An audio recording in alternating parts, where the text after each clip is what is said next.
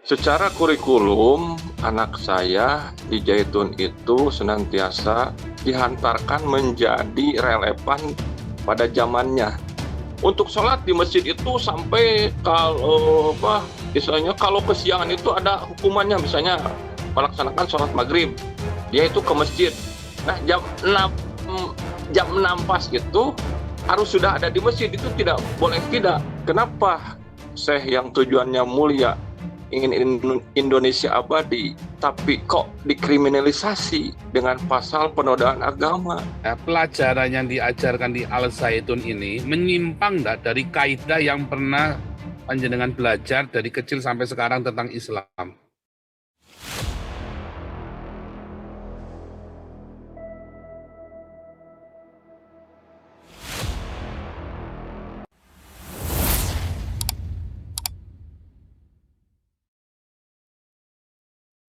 Tapi sebelumnya tolong semuanya di subscribe dulu ya YouTube-nya dan di like dulu ya. Selalu ingatkan untuk subscribe dan selalu di like. Dengan rasa yang sangat kecewa, saya sebagai wali santri merasa didiskriminasi sebenarnya. Sebab saya inilah saya wali santri, anak saya sebagai garda terdepan, sebagai benteng Pancasila yang sekarang mati suri. Secara kurikulum, anak saya di Jaitun itu senantiasa dihantarkan menjadi relevan pada zamannya. Malah waktu pulang anak saya tanya kemarin, apa yang diajarkan oleh Syekh? Katanya ada poin khusus ke depannya, yaitu aku sebagai murid harus membayar hutang Indonesia yang bertriliun-triliun itu. Kok kamu mau, katanya. Ini kan untuk negara, bela negara, itu kata anak saya. Biarlah semua yang korupsi hari ini merajalela berapa triliun, tapi nanti ke depannya aku dan kawan-kawanku harus punya tujuan membayar hutang. Makanya saya sempat kecewa dengan pemerintah MUI. Kenapa Syekh yang tujuannya mulia ingin Indonesia abadi, tapi kok dikriminalisasi dengan pasal penodaan agama? Ini kan pasal karet. Malah yang lebih saya sakit hati adalah diskriminasi tentang hukum, bagaimana SKB 2 Menteri itu saya sarankan supaya dihapus. Karena apa? Banyak sahabat saya, orang Kristen yang mau mendirikan gereja, kok dihalangi. Terus persekusi ibadah ini sebagai momok juga, selain pasal 156A, SKB 2 Menteri, itu yang notabene ini sebagai gimana ya, sangat amburadul lah, menghalangi kebebasan berdemokrasi orang untuk beragama. Kenapa kok sampai hari ini masih ada? Seharusnya anggota DPR semua itu harus menghapuskan hal-hal pasal-pasal yang bersifat diskriminatif. Itu saja sebenarnya. Jadi kami sebagai wali santri, selain hari ini kecewa dengan Syekh A.S. Panji Gumilang sebagai pendidik yang notabene tujuannya memang sangat brilian untuk bangsa Indonesia ini, kami juga kecewa dengan situasi kondisi yang memang pemerintah di atas ini seperti bukan lagi pembiaran, tapi memang tujuannya ingin merampok Al-Zaitun. Itu yang saya tanyakan ya, kenapa ada orang yang justru saya yang dianggap sebagai penista agama Islam bisa mengagumi sosok Panji Gumilang ini, ya yang mengatakan, wah ini baru nih ajaran damai. Tetapi justru orang yang saya kagumi ini malah dipenjara sama MUI yang katanya yang paling Islam di Indonesia. Islam yang kayak Panji Gumilang malah dianggap jelek lah. Terus gimana tuh Pak? Ini dianggap sebagai penista agama Pak nomor wahid ini Pak. Tapi saya pengagum Panji Gumilang loh Pak. Gara-gara Panji Gumilang, saya bilang, wah ini baru Islam yang rahmatan lil alamin ini. Sebenarnya gini, dalam ajaran itu sendiri yang diajarkan oleh Syekh, senantiasa mengedepankan rasionalisme dan kebangsaan. Jadi kalau sekiranya ada ajaran yang bertolak belakang dengan ajaran kemanusiaan, buat apa dilaksanakan gitu. Intinya persatuan Indonesia dulu, kemanusiaan itu sendiri gitu. Kalau agama mah simpan aja dalam hati, cukup laksanakan dalam hati, itu tidak usah digembor-gemborkan. Sebab yang namanya manusia itu ada perbedaan. Saya misalnya dengan Pastor Paul, saya Muslim, Pastor Paul Kristen. Saya tidak akan mengatakan Nasrani, tapi Kristen, gitu kan. Itu ada perbedaan dalam keyakinan. Itu jangan dibahas. Yang dibahas itu adalah kebangsaan persatuan Indonesia itu. Setuju. Kenapa kita mesti bicara yang beda sementara banyak yang sama? Nah, itu yang kemudian yang sama ini kemudian yang dieliminir oleh MUI. Lalu bagaimana dengan anaknya panjenengan ini yang sekarang sekolah di sana? Ini kan katanya rekeningnya dibekukan juga ya, rekening untuk yang transaksi harian itu ya, yang untuk makan, uang makan segala macam itu ya, yang kalian sudah bayar, tapi rekening itu juga ikut dibekukan ya. Jadi nggak bisa. Jadi kalian sekarang ini mesti nambahin uang lagi gitu ya di luar. Iya. Kalau masalah uang kan di Zaitun itu profesional ya, misalnya ada rekening buat konsumsi, ada rekening buat cuci baju, ada rekening buat jadi semua pembayaran itu ada rekeningnya supaya apa? Kalau menurut orang Sunda mah ulah pacarokokot, artinya pacarokokot teh apanya? Istilahnya tidak bertumpuk lah, tidak saling sikut gitu. Gitu. Jadi kalau ini khusus ini gitu, kalau ini khusus ini gitu. Jadi intinya ada pos-pos tertentu yang memang harus ya dari itu gitu. Itu untuk mengurangi, meminimalisir korupsi gitu. Jadi tidak ada mengambil ini dari ini, nanti akan bebelit lah istilahnya gitu. Supaya nggak babaliut ya. Pabaliut, akan pabaliut gitu. Itulah profesionalisme gitu. Nah, hari ini kendala adalah kalau saya biasanya pergi ke bank transfer buat bayar uang konsumsi nih, kan walaupun $3.500, tapi bisa dicicil, misalnya 1 bulan 800. Nah, biasanya kami gampang cukup transfer dari ATM kami. Sekarang kami harus berangkat, saya dari Sukabumi, 7 kilo, 7 jam, harus mengantarkan uang ke sana. Itu juga mempermasalahkan kami gitu. Cukup misalnya dulu cukup 5 menit, 2 menit, apalagi sekarang M-Banking di HP.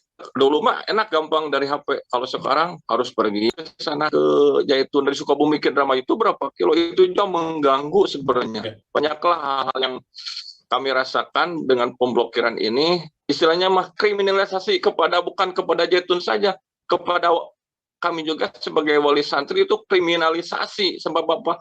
Menghambat kami juga kan seorang pekerja, seorang karyawan, punya pekerjaan, harus menghantarkan uang ke sana, ke Indramayu, harus mengganggu pekerjaan saya juga gitu. Efisiensi itu sekarang jadi hilang gitulah.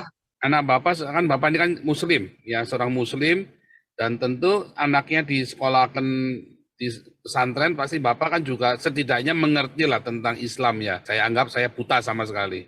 Menurut panjenengan, pelajaran yang diajarkan di Al Zaitun ini menyimpang enggak dari kaidah yang pernah panjenengan belajar dari kecil sampai sekarang tentang Islam?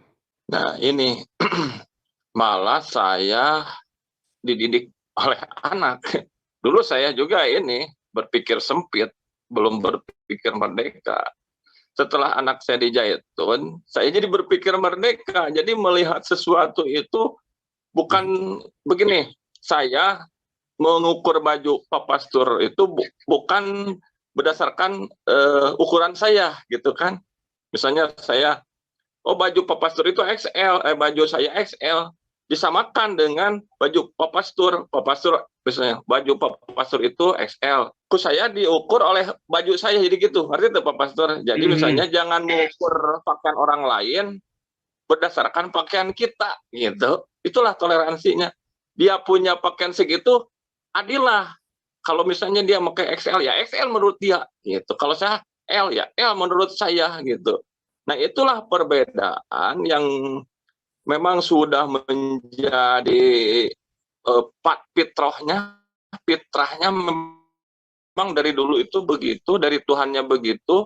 Perbedaan manusia itu tidak bisa disamakan. Yang namanya saya, semua itu, tetapi kita harus merdeka, harus memerdekakan orang lain, jangan memaksakan kehendak oleh anak saya gitu. dia lebih cerdas, lebih mumpuni tentang toleransinya, malah bisa mendidik orang tuanya ke saya gitu. Jadi saya tidak berpikir sempit gitu. Keren dong Pak, berarti Pak. Artinya sampean puas bahwa wah ini baru nih anak saya bener nih. Tapi itu Islam bukan Pak? Islami enggak gitu, Islami. Puas sekali malah Islami gini. Nah, itu. Ada yang mau katanya ada anak PAUD tidak memakai jilbab. Yang pertama itu pertumbuhan. Jadi kan sudah diteliti kan gitu. Anak kecil itu kan belum harus ada itunya, baru pembelajaran tentang syariat Islam. Nah, kalau bicara tentang syariat Islam, kata saya juga, itu dalam hati saja. Cukup misalnya anak saya di sana, dia secara pribadinya saja. Tetapi untuk keluar harus ada memang toleransi lah gitu. Toleransinya memang bagus. Jadi intinya kalau bicara malah begini, untuk misalnya syariat Islam, untuk sholat di masjid itu sampai kalau misalnya kalau kesiangan itu ada hukumannya, misalnya melaksanakan sholat maghrib, dia itu ke masjid. Nah jam 6 pas itu harus sudah ada di masjid, itu tidak boleh tidak misalnya. Terus ada yang telat maka dia akan kena iqab ataupun gini, dia disuruh membersihin itulah gitu, sapu-sapu di tempat sekitar, ya bersihin, itu kan untuk pelajaran bukan hukuman gitu ya. Itu pendidikan. Terus lagi hal-hal yang misalnya sekarang harus makan misalnya, kalau dia telat, nah nanti kenapa kamu telat kan gitu, ada pelajaran-pelajaran yang bentuknya pendidikan gitu. Jadi kalau bicara tentang Islami ya Islami, tetapi untuk dirinya sendiri gitu. Tetapi untuk hidup di manusia sebagai manusia di Indonesia, kata saya juga jangan mengukur baju orang lain dengan baju kita. Pakai bajunya. Ini ada yang bilang keren nih Bapak belajar dari anaknya.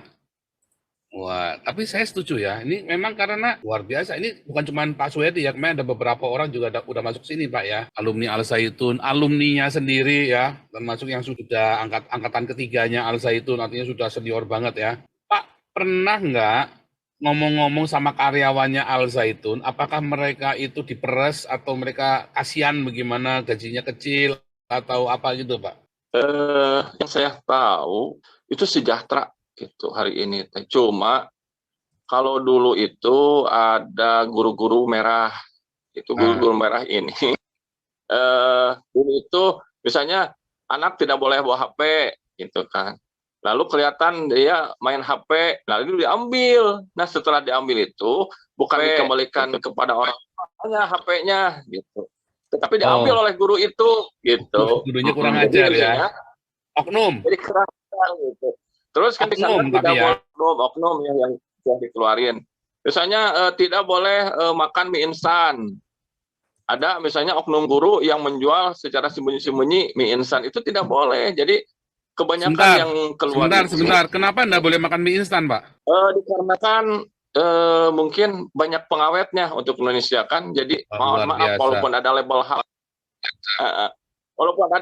halal, juga diduga ini bahan pengawetnya tinggi, jadi memang selektif dalam makanan mie instan. Terus yang mengandung gula aspartem kan di sana juga ada laboratorium tentang penelitian makanan. Misalnya ada gula aspartem nih, gula buatan yang ada di makanan itu tidak boleh, Pak Paul. Itu nanti dia diterangkan luar biasa. Itu katanya itu mengandung aspartem, itu gula nanti mengakibatkan kanker. Terus lagi itu plastik hitam tidak boleh dipakai, kenapa? Itu bekas limbah buah. Nanti kalau kena makanan itu akan berpenyakit. Itu memang sudah dipahamkan Pak Pastor. Segala sesuatu yang bicara kesehatan itu sudah di sana sudah dipahami kepada anak kami. Makanya di sana ada korengan, tidak ada yang tidak maaf. Kalau pesantren lain kan pengan, buduk, eksim, di sana mah baik-baik sajalah untuk kesehatannya dipahamkan. Pak Sulit, saya punya fotonya dikirim kemarin anak saya, itu foto tubuhnya perempuan kan anak saya, Wah, udah besar-besar kalau itu. Magoy lah kalau gitu. Kalau bahasa sekarang gitu. Memang gizinya diperhatikan gitu, makanannya diperhatikan, asupan gizinya diperhatikan gitu. Dan itu berpengaruh ke daya intelektual gitu. Saya aja kalau misalnya kan panggilnya abah, abah kan saya orang Sunda, bah, makanya kayak ini kalau pulang gitu. Memang kenapa? Itu gak boleh ada pengawetnya, bah. Ini ada formalinnya nih, dia sudah tahu. Ini bakso ada formalinnya nih. Gimana caranya? Kalau bakso ini yang daging sapi asli kayak gini, itu sampai mendetail di sana, itu dipahamkan sampai begitu makanan-makanan gitu. Artinya Al Zaitun ini berusaha melindungi, iya, dan menyehatkan. Itu tuntutan daripada konstitusi, menjalankan perintah negara itu, ya, Pak Panji Gumilang. mencerdaskan kehidupan bangsa. Iya. Dan Mencerdaskan ini penting saudara ya, ini penting sekali ya, ini sangat menarik sekali saudara ya. Prinsip mencerdaskan kehidupan bangsa ini yang seringkali gagal dipahami oleh masyarakat Indonesia ya. Iya. Ya, mencerdaskan kehidupan bangsa ini yang seringkali gagal dipahami oleh Indonesia. Saya pernah ke Al Zaitun tahun 2017 awal ya. Saya pernah ke Al Zaitun 2016 apa 2017 saya lupa ya. Saya ke Al Zaitun sama itu ya Mami Rebecca ya yang dulu di penjara itu ya. Yang termasuk dalam. Masuk dalam boleh ya. Terbuka sekali saudara ya. Dan dulu pikiran saya Al Zaitun itu jelek saudara ya. Pikiran saya jelek dulu. Tapi itu gede banget ya. Dan saya pikir gila ini Al Zaitunnya besar banget. Dan kemudian saya mendapat informasi yang jelek tentang Al Zaitun itu dari Saifuddin. Yang satu-satunya yang baik adalah betapa gizinya diperhatikan, betapa anak-anak ini ya dididik dengan modern, dengan fasilitas-fasilitas modern. Itu ceritanya Saifuddin waktu belum sinting ya. Sekarang sudah rada-rada dia nih sekarang nih, si Saifuddin ini. Nah dari situ saya terus kemudian jadi berpikir kan mikirnya gini loh, nggak mungkin kadrun berpikir kayak gini. Karena apa yang kita makan, apa yang kita konsumsi, itu akan mempengaruhi cara berpikir kita loh. Kalau Anda makan limbah, maka cara berpikir Anda kan kayak kadrun. Kalau Anda makan makanan yang sehat, maka Anda berpikir juga sehat loh. Aneh ya, apa yang Anda makan itu akan mempengaruhi cara berpikirmu. Kalau Anda makannya cuman kambing, ya Anda akan mikirnya cuma seks. Tapi kalau Anda makan yang sehat, ya makan sayuran, makan ya semua nabati dan semua daging putih, ikan segala macam, Anda kan pintar, pikirnya intelektual. Itu aneh ya, itu memang begitu saudara ya. Jadi saya pikir dengan tadi pengakuan Pak Suwerdi tadi ya, itu bagus sekali ya. Itu persis seperti yang saya dengarkan dari itu ya, dari Ibu ini ya, Rebecca Haruklis juga, pendeta Rebecca Haruklis juga tentang Al Zaitun, saudara. Positif sekali.